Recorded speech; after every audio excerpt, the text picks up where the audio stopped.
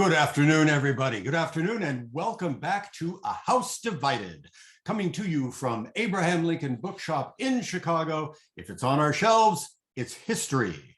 I am your host for this program. My name is Bjorn Skaptason, and we are thrilled to have you joining us today on this Facebook Live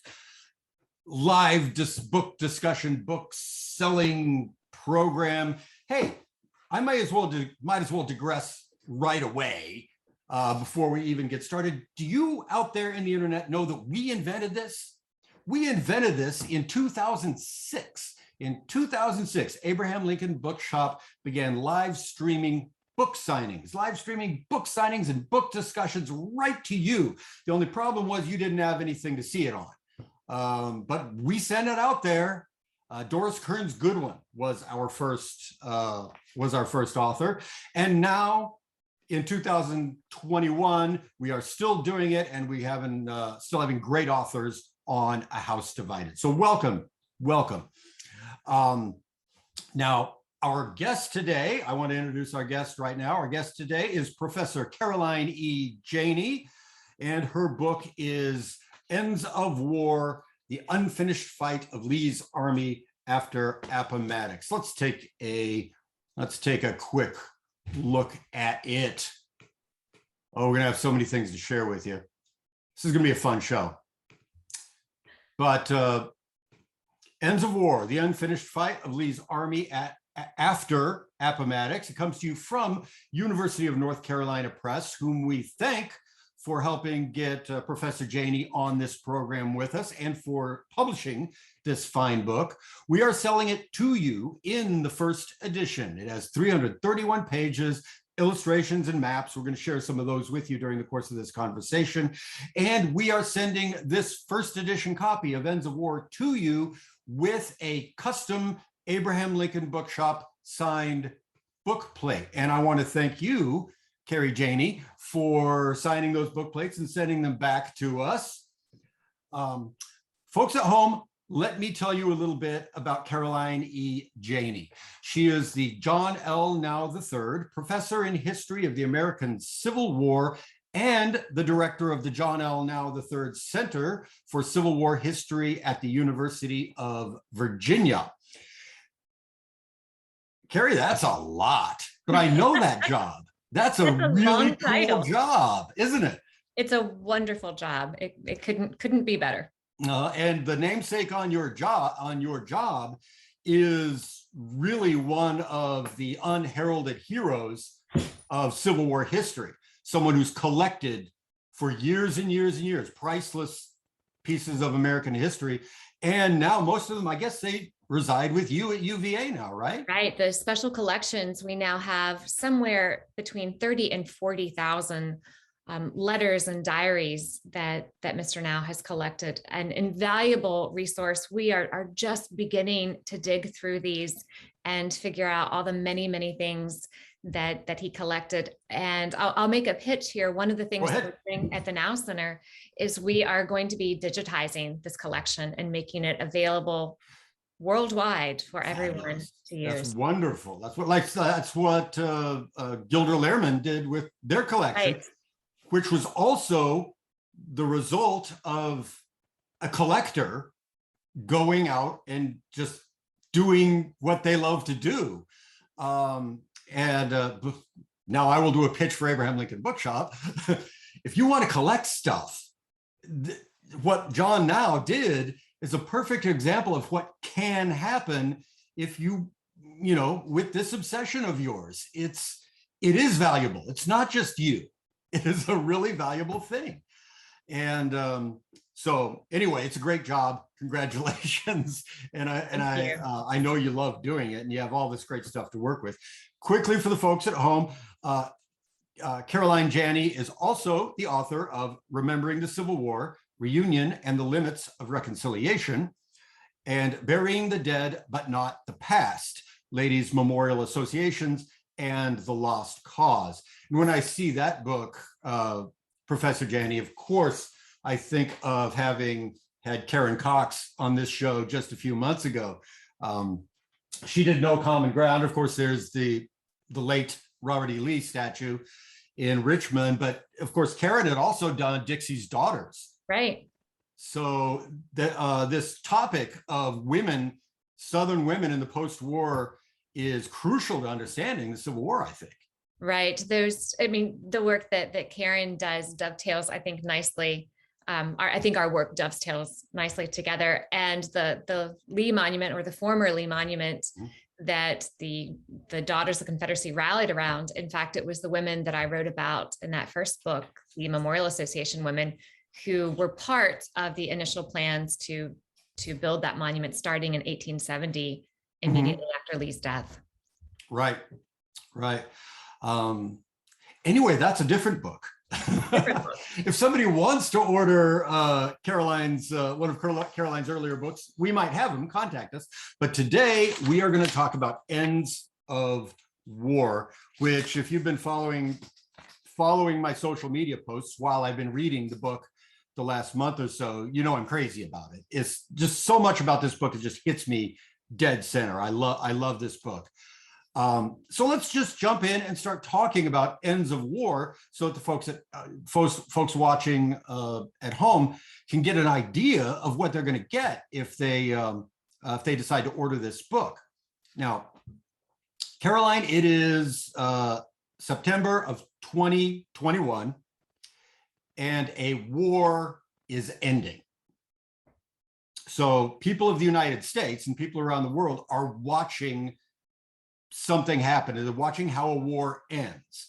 And if nothing else, I think they're probably understanding that this is a complicated, messy, and heartbreaking thing to happen. Wars don't just end. They don't just ring down the curtain and everything's fine. So I think your story that you tell in Ends of War is a story about how wars end. It's one war is the only one you're talking about. It's a story of how wars end. Just because we close your book doesn't mean that the troubles of the people you talk about are over. So why does the end of the Civil War interest you so much? And I think you have tapped on several really important themes there. And one of those being that we're in the midst of a war ending. It has not clearly ended yet. And that was absolutely the case for Americans, white, Black, North, South, loyal or disloyal, or however you chose to describe them in 1865.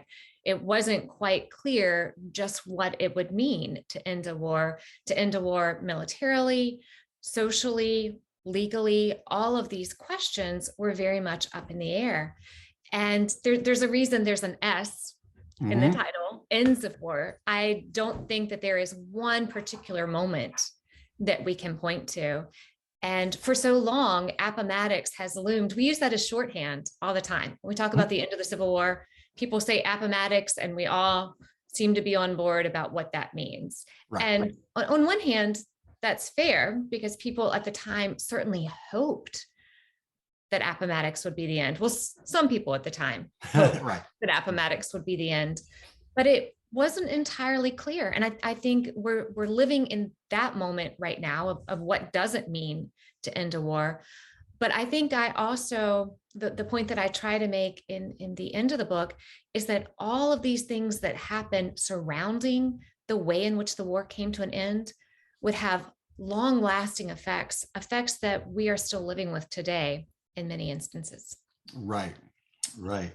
And then, but then the next thing you do when we actually open your book, most of it is an investigation of what happened after Lee's surrender. And for those at home, we're also, the book is not going to be that interested in Palmetto Ranch or Confederates crossing the Rio Grande or something like that, although I know you recognize that's important. This is focuses on Lee's army, as it says in the subtitle. We're talking about the Army of Northern Virginia. But what made you want to look at that time at Lee's army after Appomattox to keep that story going when other books had closed? Right. So there's a couple of ways in which this book came together. On one hand, the first two books that I wrote that you've mentioned, looking at memory of the war, I was well aware and kept bumping into things that were happening in the spring and summer of 1865 regarding how Unionists are thinking about their former enemies, or do they call them former enemies? Are they still enemies? So there's ideas were out there, but my initial intention, I edited a volume that looked at the Appomattox campaign. And I was going to write one essay about what happened to Lee's army after Appomattox. We have kind of a notion of Ashley Wilkes coming home in Gone with the Wind. We have other kind of cultural references, notions of one or two soldiers drifting home, or we have the notion of a bunch of vagabonds kind of terrorizing the countryside. But I wasn't clear how a Confederate army was disbanded or demobilized. And so I thought, oh, that's a great essay. I can delve into that. And it didn't take long getting into the research before I realized this story is so much more complicated than I had ever imagined. And that blossomed into this book. Yeah. And indeed, it is a complicated book. And I think it ties in a lot of those complicated themes very well. And I'm going to, during the course of our talk, I'm going to try to weave as many of those as I can. But I'll tell you right now, as soon as I opened the book, it had me fascinated. And I'm simply going to read the breakdown of these numbers that you put right in the prologue, right up front. Right up front, you tell us Lee had 60,000 men when he left Richmond. 28,000 were paroled. About 11,500 became casualties, including captured, which is part of this story. And that leaves about 20,000 Rebs unaccounted for. So right. What did the future look like to these 20,000 guys? You know, who right. were they, and what was that decision they made right then? And just to be clear, that when it comes to numbers in the Civil War, we are doing the best that we can. It's really difficult to nail down precise numbers. And that's some kind of rough math there. But those 20,000 men who aren't formally surrendered at Appomattox between April 9th and 12th, that's the question. What does become of these men? Who were these men? They had as many different stories as there were men. Some of these men were those who were seeing the writing on the wall.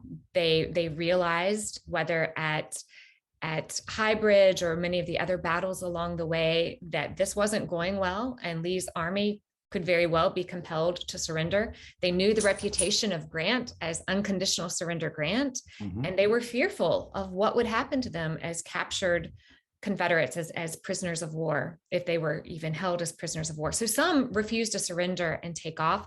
Others are footsore and tired. They are physically unable to keep up with the relentless pace of Lee's army as it pushed west, trying to move south and hook up with Joe Johnston in Carolina. They drop out of the ranks. Others are very determined not to surrender, and not just to avoid the humiliation of the act of surrendering, but to continue the fight.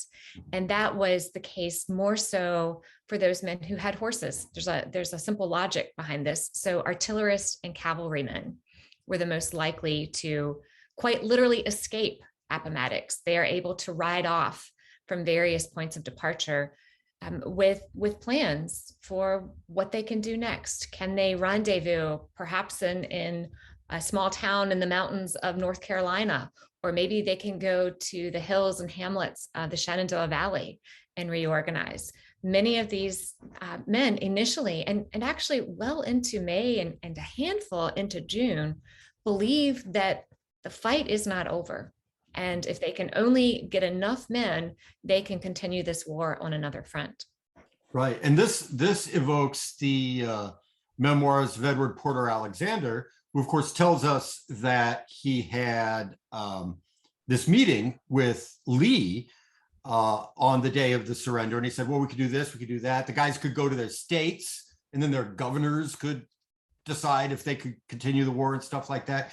And Lee, told him, I'm not going to do that. I can't do that. But then part of what your book, I don't think you handle it directly, but just your book sort of says, well, it doesn't say, but it led me to think, well, Lee never told his guys that. Fair enough. It wasn't until the farewell order that he told them, that he told the 28,000 that were still with him, this legendary peace directive. Well, Right. the other guys didn't get that.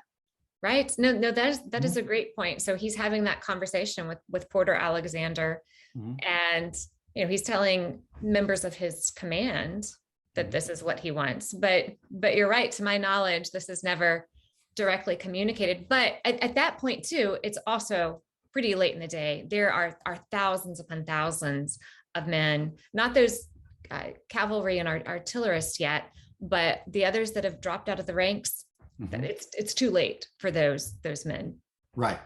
For them to get an order and reply to it or to comply with it. Yeah. Oh boy, talking about Appomattox itself, as you know, there's a whole genre of literature, and even talking about the details of that, there haven't been one book written about each detail. There's like a whole list of books and responses on every. And what I think that says about Appomattox and the meeting, which we're going to talk about, but we could spend the rest of the interview talking about it, is that in my mind, it is that especially the men in Wilmer McLean's parlor were aware that what was happening was both an historical event and legendary. And we talk about the myth of the lost cause, and that's easy to talk about because Appomattox stops here, and Jubal Early and Pollard start saying stuff over here. That's easy for us to think. But those guys in the parlor knew that something legendary was happening. And that's where and this is something I think you like because you write about in the book, when they start creating stuff, the kind of stuff I like. They create, the paroles get created. They sack McLean's house and take his furniture because the men tear down this apple tree, which it turned out Lee had not been sitting under. Right. And took that home like, the true cross. Shards of it, yes. So there's this awareness on that day in the parlor that what's happening is eventful and that they were going to want to keep it. And so we're going to talk about a couple of things that we could spend the rest of the conversation talking about. But one is you share this scene painted by Alonzo Chappell, and I'm going to show it for folks here. And you seem to have liked it as a scene, even though there are problems with it. But I'm going to share it here so that you can discuss it. And I want to know why you thought that this was a good representative scene of the surrender. So there we have it. So I love this image in part because, we have so many different versions of what happened to McLean's parlor, who was there, who wasn't there, debates about whether Sheridan was there or not. There are some paintings that include Custer there. We know Custer was not there. Right. But the various tables, and I know there's been a lot of discussion over the years whether there were 2 tables or perhaps 3 tables. I think it only makes sense that Eli Parker was sitting at a 3rd table. How else would he have been taking notes and jotting down what Grant, and making the copies that Grant asks him to make? So I'm keen on this image for those reasons of who it represents being in the room. And I mean, there's certainly problems with it, but also the notion that the look on Lee's face is certainly less than triumphant, which is not what we see in some other images that seem to suggest when it's difficult to tell, maybe I should say it that way, when it's difficult to tell who's surrendering to whom. It's clear in this image. Yeah, and of course, I don't know, what was the date that Alonzo Chappell did this, but I have it as an 1885 print. I know the other painting that's in the National Portrait Gallery, which is quite strikingly different, that he did, was 1870. Okay. So I don't know whether this was an earlier painting. It would make sense it was an earlier one before an 85 print. But I'll also tell you this. Remember, I've been obsessing about 1885 lately because it's the year of Grant. It's the year Grant dies. It's the year the memoirs are published. Right. And it would make sense whether Chappell painted it or whether it was just released as a print that someone would say, let's get another piece of Grant out there. Right. Absolutely. So yeah, what I want to point to, let's talk about the tables, because I have a particular interest in the tables, and I know you do too. I do. And two of the three tables in Chappell's painting, and I agree that Chappell's painting is the most accurate in terms of Wilmer McLean's stuff. And so they have Lee is sitting at the table that Grant sat at, and Grant sitting at the table that Lee sat at, and both of those tables are accounted for. The marble top table where Grant is sitting in this picture is, I believe, right over there at Chicago History Museum. And I believe that the Grant table that Chappell has Lee sitting at is at the Smithsonian, maybe? That's where I believe it is. Yes. Yeah, but this leaves Colonel Parker's table, which I think Captain Bowers sat at for a while, because I think Bowers said, I think there was a story where Bowers was supposed to write out the terms. And he said, my hand's shaking, I can't do it. Oh, you're right. Yes. But so I've seen Bowers in other artwork sitting at that table, but ultimately it was Parker, the man with the strongest writing hand on Grant's staff, that sat down at that table. And you can see it in the background, and you can see the legs. You can see that there are two ledges, and it would probably be easier for us to just go ahead and take a look at the table itself, which does exist. It is the only table from Wilmer McLean's parlor that day that is not in a public institution. It is in private hands. And at a time not too long ago, a few years ago, it was consigned for sale. It was perhaps out there on the market. It was out there on the market, and we had the opportunity, the honor of representing that owner. And so that table got to live in Abraham Lincoln Bookshop for some time. And so, yeah, so there it is. There's the Parker table.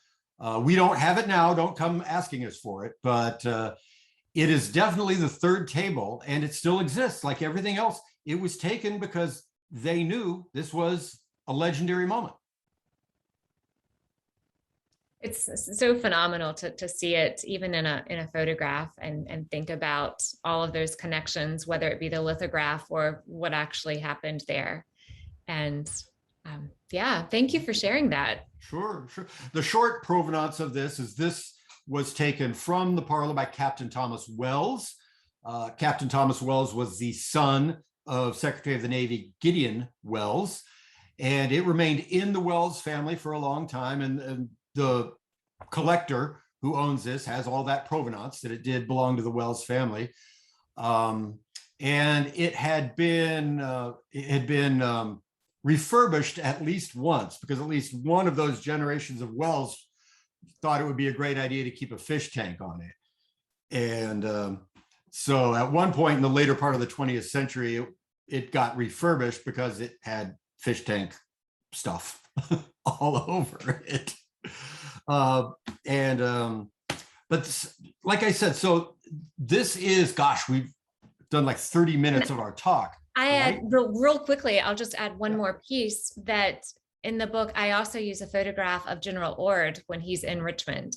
And in that photograph, you can see the marble top table that has been taken from McLean's parlor. So you're right, this stuff held value, that whether we want to think of it as a relic or otherwise, people knew that what happened in that place was going to be significant in some fashion or another. And so not unusual that we see them all vying for, I believe even McLean's daughter, there was a doll that was even taken or sold, whichever the case may be, by a Union soldier as here's evidence that I was there.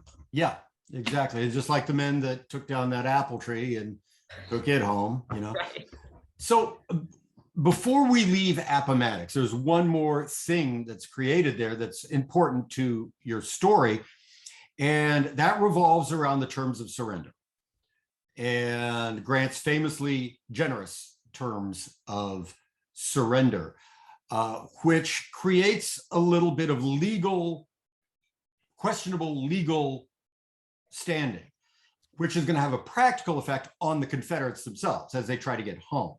Right. So can you talk about the terms before we follow the Confederates out onto the road? Sure. So the terms that Grant offers, which he will later say in his memoirs, just came to him. He didn't know what he was going to write until he set pen to paper. The terms that he offers are that the men will surrender their weapons and their flags, and they will go home on parole. That is an important term that we should maybe flesh out a bit. But they're prisoners of war, in other words. They are prisoners of war who are vowing not to take up arms again against the United States government. And the provision that Grant adds, that is a new provision that we don't see in other terms of surrender, is that they will not be bothered, essentially, they will not be arrested by Union authorities so long as they observe the laws in place where they reside. So that's a new part. We don't see that in Vicksburg. We don't see that in other surrender terms. Lee, though, also adds a line, and I think this is important to point out. So we no longer have unconditional surrender, Grant. There's reasons for that, I believe, and I'm not suggesting that he did wrong, but there is a little bit of negotiation that's going on here, and that is that Lee will add until they are exchanged. And this might seem like a throwaway line, but I think it's important for two reasons. On one hand, Lee believes, or at least he has this little tiny bit of hope, that perhaps Joe Johnston's army or Kirby Smith's army will be successful and there will be a need for his men once more. And so maybe the war will continue and they will be exchanged. But the flip side of that is Grant could have struck that out and he doesn't. And I think that's telling, because he thinks this war is coming to an end, that we can let that one go. And so obviously I'm paraphrasing here, but we can let that go because obviously this is just a gesture. It's really empty because it's obvious that when Lee capitulates, the others will follow in his wake. At least that's Grant's very much his hope. And so that's going to create some legal wrangling later. But what I want to do is, we just spent for the folks at home, Professor Janney and I just spent half of the interview talking about the first chapter, the prologue and the first chapter. And I promise you, this is just when the book starts to get really good. This is much of that stuff we kind of knew. I think it's really takes off. So when you start to follow those Confederates away from Appomattox, that's when this book really starts to get good. And what they take with them, let's share another image here. And I got this from, not from our stock, but from the Library of Virginia. They are all issued a parole, right? Or a parole pass. A parole pass. And here is a parole pass that Captain James Garnett of the Ordnance Officer of Byron Grimes Division gets. And this is a parole, this is a pass, what does this do for him? And if you read it carefully, what does it do for him when he goes home with his servant? Right. This is when you shared this with me just a little bit ago. I have never seen that added line. I just absolutely think this is fascinating. And now I have something else to investigate. So there's so much going on here we could talk about. So I'll take up that bit of it. And the notion with, does it say with horse and servant? I believe it says. It says with horse and servant. Yeah, I'm sorry, I misspoke. I said with his servant. It says with horse and with the X for and servant. So Lee had also asked Grant if all the men could take home their horses. The Confederate cavalrymen and officers supplied their own horses. So Grant agrees to that. But the more interesting part is servant here, which of course means slave, enslaved person. And this is another part of the story that I think we knew a little bit about, but I really tried to flesh out as much as possible. And that is, there were hundreds of Black men that were still with the Army of Northern Virginia at Appomattox. Most of them had been enslaved and either were serving as body servants, which is probably what was going on in this case with Garnet, or they had been impressed by the Confederate government to labor. So both free men and enslaved men were impressed by the Confederate government to labor as cooks, as teamsters, and any other type of laboring event. Some of these men were listed in the paroles. If you look at the parole list, you can find examples of African-American men who are listed. But in other accounts, we have men that are writing home about bringing their body servant, their enslaved man home with them. And so I tried to tease the story out as much as possible. What did it mean to be an enslaved person? Were you free at Appomattox? And the short version is no, not necessarily. One of the really interesting things, Grant says nothing about the enslaved men and, to a lesser extent, probably a handful of women that were with Lee's army. He does address this at Vicksburg, but the war is still going on. There seems to be this assumption that with the Emancipation Proclamation and seemingly Union victory, that slavery will come to an end. But all along their route home, there are examples of Confederates that are forcing enslaved men and women to accompany them, to help them. They are hiding their slaves. There's one cavalryman who takes off immediately, and the first thing he goes to do is to hide the people that he owns to prevent them from making their way to the Union Army. So I would love to investigate this and figure out who added the with horse and servant, because obviously that's not printed on the original passes that Gibbon's Corps has printing presses with them. And yes, this is something for me to tuck away to pursue. This is fascinating. Yeah, well, now maybe, now you've got me thinking, should I compare Brian Grimes' signature with the hand? That's going to have to be a project for another time. So let me add one other, okay. You're right, we could talk about these. So Grimes is one of the officers that I mentioned, the notion of Ashley Wilkes and like one or two soldiers just kind of walking away.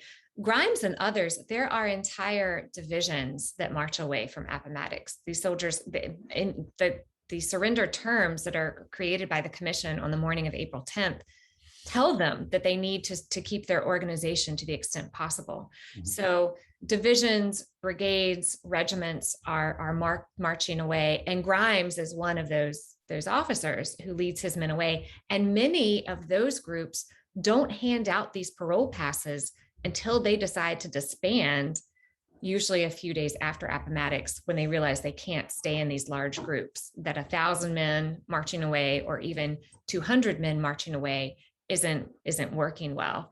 And so, I have to wonder we know that there were fake passes. People had blank passes and filled in their names. So why not add just a little bit more here?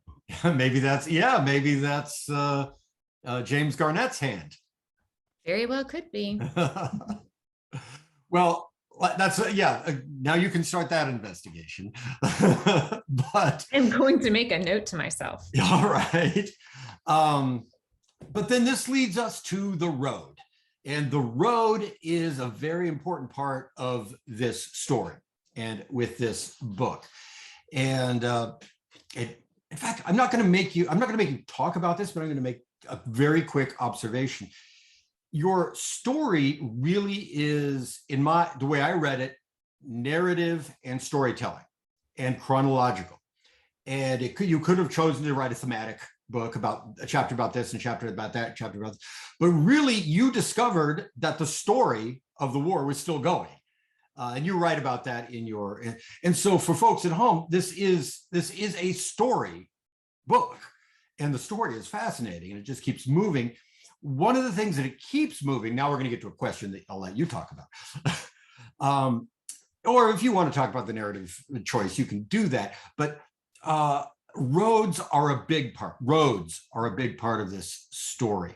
And much of the story happens on the road. And a few years ago, Yale Sternall examined the meanings of roads and routes, and what she called Roots of War was her book. And it's in your bibliography. And but so based on this new thinking, like what Professor Sternall did, or a few other scholars have been thinking about environmental history, what is the importance of roads, routes, the environment, the place they're going and how they get there, to the story of the demobilization of Lee's army? What a beautiful question. Thank you. So it is the story of the roads taken and the roads not taken, the times when roads are dangerous and Confederates who have not yet been paroled will decide that they need to avoid roads. I would also add, though, it's passageways writ large. So rivers, creeks, and streams are also important, whether they are avenues of evasion. In some instances, some of the soldiers that try to slip onto the James River and quietly try to make their way past Union troops, so that these are men that have not yet been paroled that are trying to get home. But there's this dispersal that happens from Appomattox, before Appomattox. Really, the dispersal begins when the armies, all of the armies, leave Richmond and Petersburg. But those roads that take men south, they also take them west. They take them to other points of potential transportation. They take them to places like Burkeville Junction, which is a small, for those people who might be familiar with Southside Virginia, Burkeville Junction really isn't much of even a little village anymore, but it was an incredibly important railroad junction, not too far, just east of Appomattox. And it's where the working railroad line, that is as far as the line is working in the immediate aftermath of Appomattox.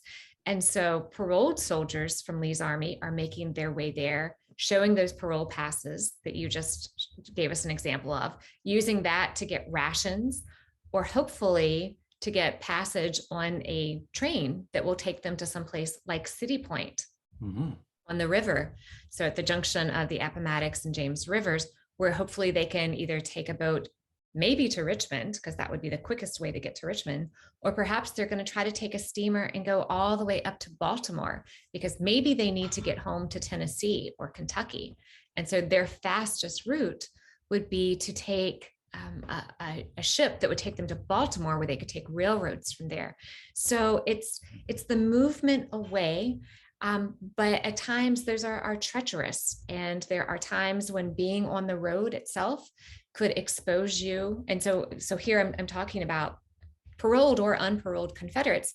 There are lots of other folks out there who are less than savory, that are horse thieves and everything else.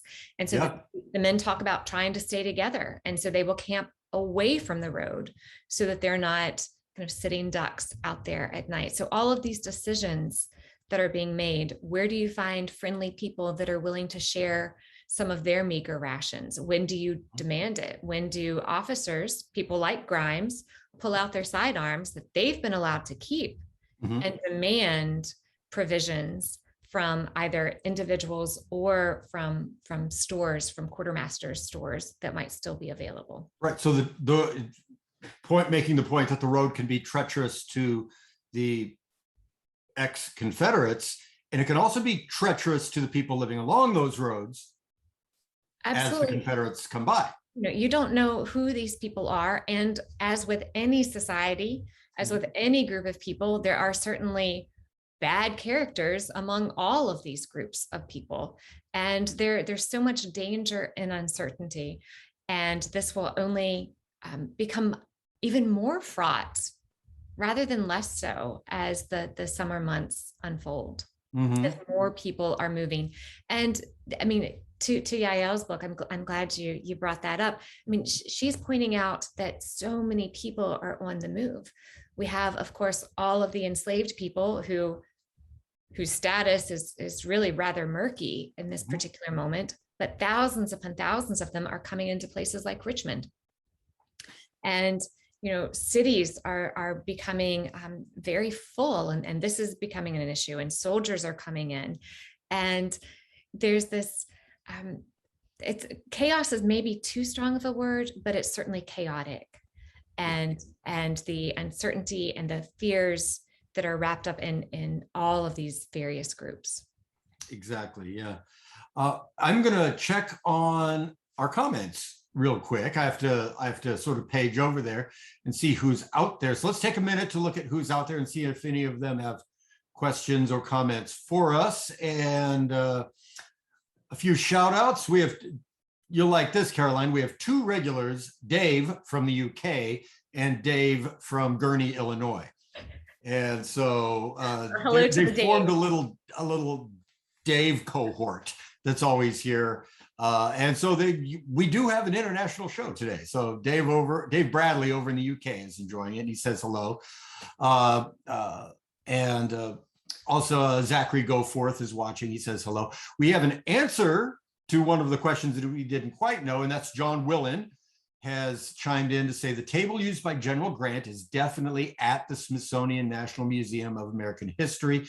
It was a gift of Libby Custer. That's chairs right. Are there also, and John is a docent. So that's our citation. I forgot the Libby Custer connection. Very yes. Mm-hmm. And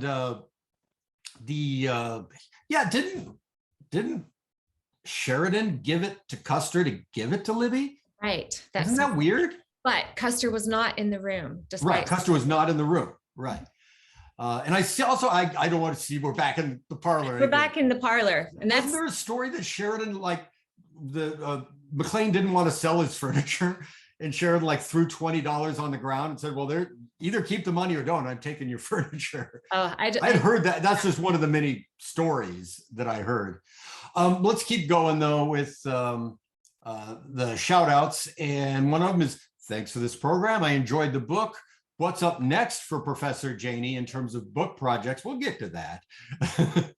But that is, he says, go Wahoos. And that is from Hampton Newsom Civil War author, who's done lots of great stuff. Wahoo wah, Hampton. All right, that's what we have. That's what we have here now. And I'll check it again before we sign off. But I want to get back on the road because those Confederates were having a good time. An interesting time out there on the road. And but this is something that is really interesting in the way your perspective of the book. Okay, you start from Appomattox, but then you look out, and suddenly the story of Appomattox in the post days starts to involve other places and the people there. So no longer Confederate soldiers.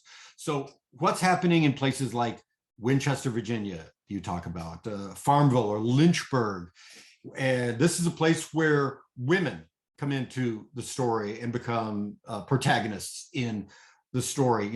What's their story of the end of the war? What are those questions? Well, you asked me earlier about those approximately 20,000 soldiers who weren't paroled at Appomattox, and some of them have gone home to their homes. Others, as I mentioned earlier, have gone and they're waiting in places like the Shenandoah Valley to be called up by their officers to fight again.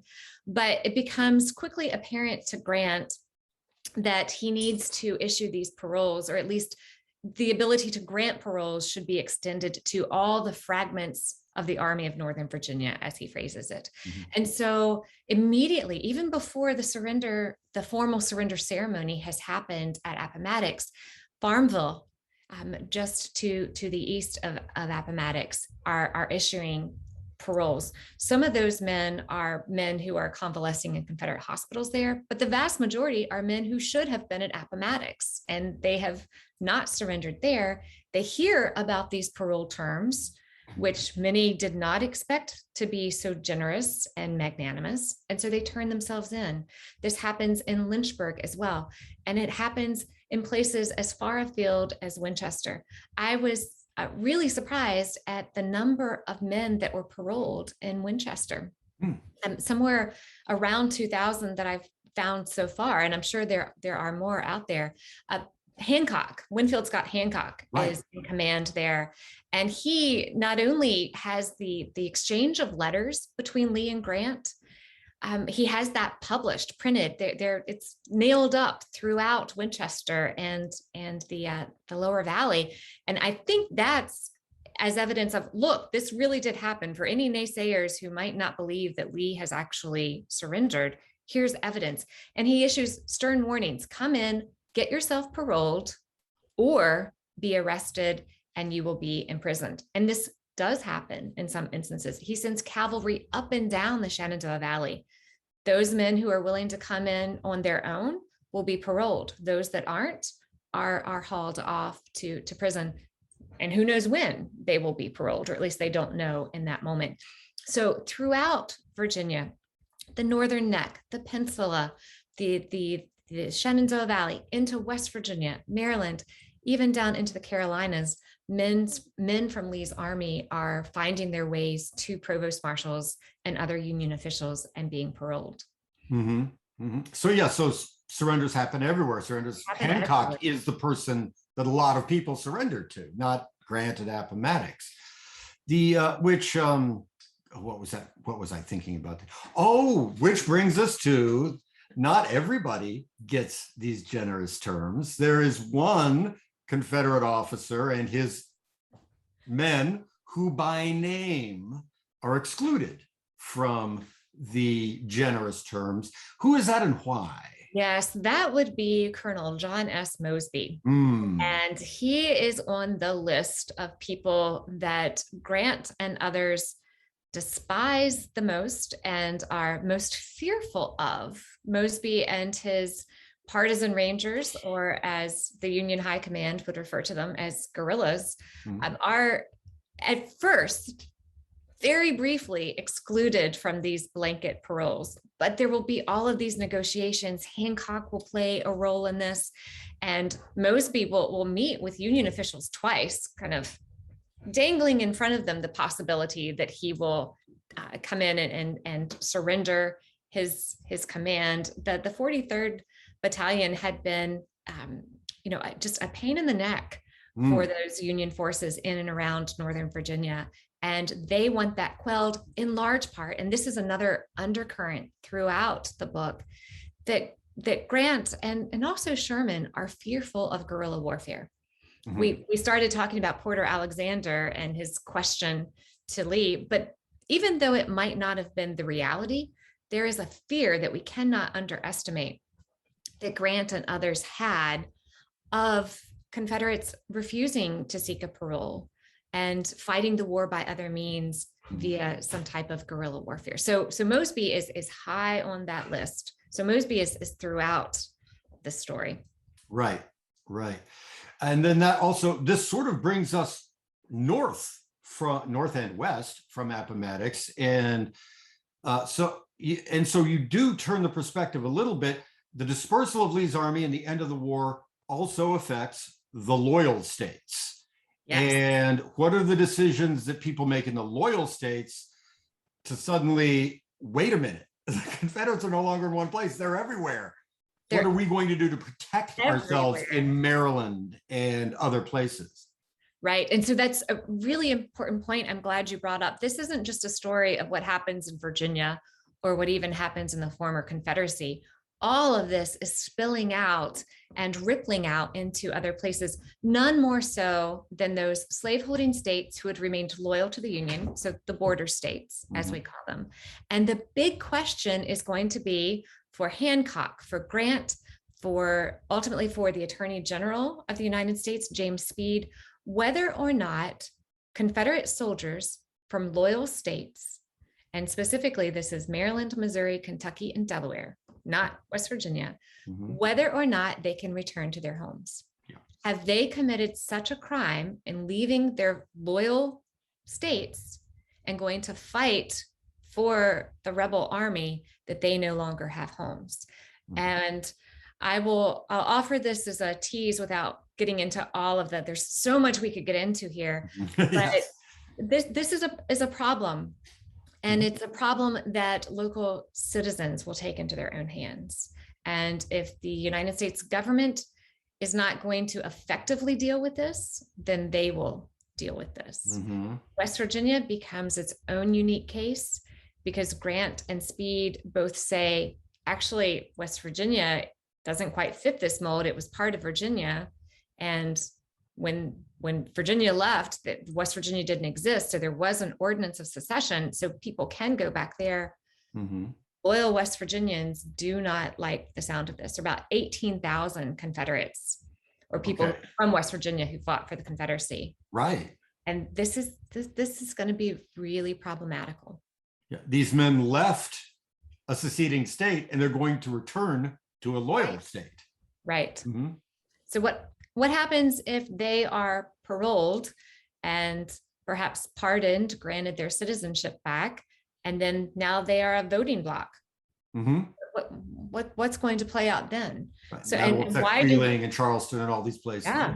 And why do we want these disloyal men back in our midst? You know, it's one thing to send Confederates home to states that seceded where the vast majority of the population supported the Confederacy. It's another to send them home to places where they aren't wanted. And that becomes very clear in the summer of 65. Yeah. I'll tell you this, Professor Janney, and this happens all the time, and we should be getting used to it in a house divided. Somewhere around the point of 10 minutes left in the interview, everybody watching suddenly gets, aha, now I have a question. And so I am going to set I have great questions. I love to read my questions. I'll read them to myself later. But let's leap back over to the folks who are watching on Facebook Live, and because there's some great questions over here. And so I'm gonna feed you a few. And it depends on how much time. Let me just ask you straight up how much time you have. I don't want us to go a long time, but 5 minutes maybe if we go long. We could do 5 minutes over. We could do 5 minutes. Okay. It depends on, part of it depends on how quickly you answer the questions. Okay. Lynn Bristol wants to know this is a good question. How certifiable were the paroles? Was there a watermark? How does someone tell that they're looking at a genuine parole pass? Okay. So I assume you mean parole pass and not. I think Lynn is asking about what we show. And just to clarify, there are the parole lists that were kept. There was a master. All of these lists were compiled. Those are different than the parole pass. The parole pass is what is issued to each individual man that were mass printed at Appomattox. The one that you showed. There's actually 3 different designs, but that's another story for another time. I have it up. I can show it while you're talking. So those were given blank to either the regiment or in some cases the brigade commander. So they're the people that filled them in. So it's to be clear, it's not Union officers or Union soldiers that are filling these in. So Confederates are filling them in. There's no way to certify this. There's no, you don't have any ID to show that this matches the person that you say it is. But there were also lots of blank passes, and many of them are not filled out until the men leave. If they've been marching away from Appomattox, let's say they've made their way to just north of Danville, Virginia, they've headed south toward the Carolinas, and the officer decides, you know what, we can't stay together, let me fill these out. There are blank passes, and there are a handful of instances that I found through letters and diaries where people recount, I had a blank pass. That I tell the tale of 2 soldiers who go into Maryland and get into some hot water with a Maryland congressman. And one of them says that he had a blank pass, that he just filled it out himself. So there's no way to certify. But I'll offer this one little bit. There's paroles that are issued at places like Winchester. There's more information on those paroles. They include a description of the person, includes their hair color, their eye color, their complexion. So there are physical descriptions that I think are meant in part to serve as a legitimacy test. Yeah. This man is in fact, because I should point out, those parole passes that aren't from Appomattox were issued by Union officials. Okay. Let me see here what We have a question from Doug Krozik in Kentucky. Hello, Doug. And he's written a good question. So let me take a look at it quickly before.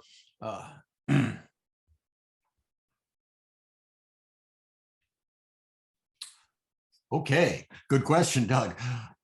Doug says, I would imagine that when the surrender occurred, the Confederate currency's worth crushed to zero. So particularly among Confederate soldiers, was there a great amount of theft, robbery, physical violation on the road home? That is one of the questions that I was looking for, because that is the flip side of the Ashley Wilkes image that we have. And I would say that it certainly happened. But more often than not, at least in the accounts that are left, both on the home front and by the soldiers themselves, many of them kept diaries on their way home. Mm-hmm. They were meticulous in recording who they got food from, who provided them shelter, and who did not provide them shelter. They like to point out people who refused them, but there were also numerous instances in which they do talk about taking, especially from African Americans. In particular, they're looking for quartermaster depots, and they find several of them along the way, outside of what's now Roanoke, Virginia, in Danville, Virginia, Greensboro, North Carolina. There's a reason that they're heading to some of these places. They know that there are stores of food and other provisions. So it did happen. I think it happened less than I expected I might find. Okay. And thank you very much, Doug. And then finally, Dave Bradley from the UK wants to know, would you agree that Lee's admonishment against guerrilla warfare and Grant's generous surrender terms greatly reduced the amount of ex-Confederates becoming lawless guerrillas? There's what ifs are always hard. I think if I was a betting person, then I would say, yes, it did reduce. I think this is part of the reason that Grant is so adamant that the paroles be upheld, which is something that I really dig into in the second half of the book, when those many of Johnson's cabinet are questioning whether they should be upheld. And Grant is even then saying, look, if we don't uphold them, then this could devolve into something much worse. So I think Grant, as much as Lee, and Grant's insistence upon upholding the terms of parole, even when others were questioning the extent to which they were, in fact, many Confederates read them as a blanket pardon. They weren't. And I talk about state of war and the legal realities in much of the book. But I do think Grant was instrumental in preventing more of that violence. We might have expected a lot more. Okay. Thank you very much, Dave. I have one more thing I want to share, because it has something to do with parole versus pass and an oath of allegiance. And it also is something that we have here and I can share with you. You can see it behind me right now, but here's a close-up. Now, this is one of, if you decide to go out and get yourself an Abraham Lincoln signature, this is one of the most common Abraham Lincoln signatures that exists. It's an endorsement. So you most of the time it's cut off of the letter, and the rest of the letter is thrown away. But it was very popular. I didn't do it, by the way. People did it a long time ago when they were collecting Lincolns. But it is this. Lincoln probably wrote more than any other time, let this man take the oath of December 8th, 1863, and be discharged. A. Lincoln. In this case, he signs it December 31st, 1864. And in this case, just for those of you who want to come and see it later, I'll put a link in the comments to where you can see this. It is signed by A. Lincoln and Andrew Johnson. And Carrie and I were just talking, how many times were those men in the same room together? Right? Maybe 3? So this is a very interesting Lincoln. But what it tells us is it refers to let this man take the oath of December 8th, 1863 and be discharged. What is the law that Lincoln is talking about there, and how does that affect these Confederates at the end of the war? So in December of 63, Lincoln issued what became known as the 10% plan that would pardon any Confederate below the rank of colonel who voluntarily surrendered or put down his weapon and quit fighting the Union. Johnson, when he comes into office, he's really wondering to what extent Lincoln's wartime program, his wartime pardon policy is going to, an amnesty. That was amnesty. There's a difference between amnesty and pardon. Amnesty is a blanket. It covers almost everyone. You stand up, take the oath, and you're covered. The pardon is for those that are excluded under amnesty, and they have to apply individually. The very, very short version of all of this is a pardon did imply complete protection from prosecution. You could not be prosecuted if you were issued a pardon. The question is, had the paroles already served that function, or was there going to be this next step? Would you have to follow through with a pardon? And this will become one of the really contentious issues, especially among Andrew Johnson and Grant in the summer of 1865. All right. All right. Well, thank you very much, everybody, for participating. I'm going to have to get back to the issues at hand. And there's so much that we didn't cover. This is such a great book, and there's so much that we didn't go. We didn't cover Congressman Harris there in Maryland, but you'll have to read about it because it's a really great. Well, you talked about the 2 Confederate soldiers that testified against him. And we didn't talk about too much about West Virginia and all of that. And there's so much more to talk about around Appomattox and all that. But you'll need to get the book. And the book is Ends of War: The Unfinished Fight of Lee's Army After Appomattox. Comes to us from University of North Carolina Press, whom we once again thank for publishing this book and helping us set up this book signing and interview for you. It is 331 pages. There are illustrations and there are maps, and I forgot to write down the price. But presumably, you can go to our website, give us that amount, and we'll send it to you. Carrie, thank you very much for joining us. Let's get to Hampton Newsom's question. What's on your mind for the next book? What's next? Well, I'm finishing up an edited volume on Second Bull Run, Second Manassas. And then I think I'm going to pursue Mosby. I've been thinking about doing something. You'd be the first one to catch him. Yeah, maybe. But I think that's what's on the horizon. That would be a fascinating book. I think so. All right. Thank you again, Caroline Janney, for joining us on A House Divided. And thank you to you folks at home. And we will see you next time right here.